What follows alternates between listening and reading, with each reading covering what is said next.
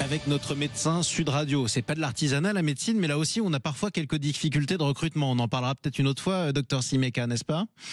Oui, mais c'est quand même un art. Oui, bien sûr que c'est un art, évidemment. Et c'est un art ancestral. Là aussi, d'ailleurs, Molière en écrivait de belles choses. Mais je ne sais pas si vous êtes d'accord avec ce qu'il s'y écrivait. Quoi qu'il en soit, Daniel Simeka, on parle de votre santé et vous nous parlez d'un phénomène très grave. Je parlais des jeunes notamment. Il y a une tendance qui pose problème vraiment et qui continue à s'élargir, à s'étendre. C'est la consommation de protoxyde d'azote. Il sera bientôt interdit à la vente pour les particuliers parce que ça fait de sacrés dégâts. Ça fait de sacrés dégâts à la fois au moment où on le prend et puis sur le long terme, ce qui est encore plus grave. Vous savez, c'est ce gaz qui permet à la fois d'aider les anesthésistes à vous endormir pour des interventions chirurgicales et qui permet aux industriels de fabriquer de la chantilly. Vous voyez, c'est deux utilisations qui n'ont rien à voir. Mais qui est aussi récréatif. C'est un des gaz dits hilarants qui donne sur l'instant une espèce de sensation une bouffée d'ébriété, un peu de gaieté, un peu irrationnelle. Et donc, évidemment, c'est utilisé à titre récréatif, c'est fun, comme on pourrait dire, lorsqu'on a l'âge pour prononcer ce mot. Sauf que ça donne effectivement une vraie ébriété. Si on en consomme de façon trop importante, ça peut donner des accidents. Hein, si on est sur la voie publique, si on est avec les transports en commun, si on est sur une trottinette, etc. Ça, c'est le premier effet.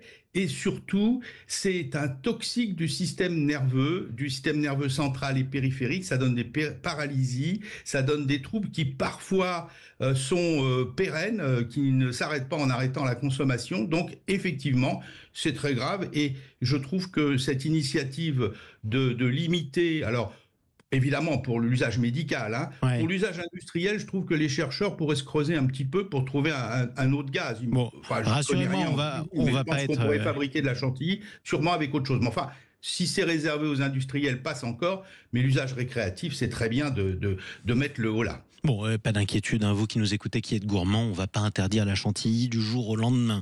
C'est la distribution de gaz de protoxyde d'azote aux particuliers qui sera empêchée. Quel conseil vous donnez aux parents qui savent que leur gosse en consomme ? Surtout d'être d'abord avant tout pédagogique. Hein. Je pense que quand même... on sait bien, les relations ados-parents sont toujours un petit peu compliquées. Oui, parce qu'on est tous passés par là, Daniel, si je peux me permettre. On est tous passés par là. Vos parents vous dites de ne pas le faire, vous avez 15 ans, vous êtes un peu une tête de... Bon, je ne dirais pas le mot, mais vous allez le faire quand même, c'est le principe. Hein. Le principe de l'ado, c'est la prise de risque.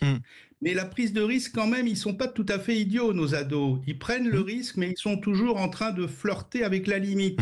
Donc, je pense que si on leur explique les vrais dangers, si on leur fait prendre conscience des choses, s'il y a un vrai dialogue, peut-être ça les empêchera pas de jouer avec les limites, mais peut-être de façon un petit peu plus éclairée, me semble-t-il. Donc le dialogue, il est toujours intéressant. Et puis, s'ils peuvent plus le procurer, ça sera encore plus simple. Ce sera déjà ça. Mais c'est pour ça que c'est important d'en parler aussi avec le médecin. Les parents vous disent que c'est dangereux, mais le médecin vous explique pourquoi vous pouvez, c'est très trivial, vous griller la cervelle à force d'en consommer trop. Et ça, c'est très important de le rappeler. Merci beaucoup, docteur Daniel Simeka. Tous. On vous retrouve une prochaine fois, un prochain samedi sur Sud Radio pour parler de notre santé.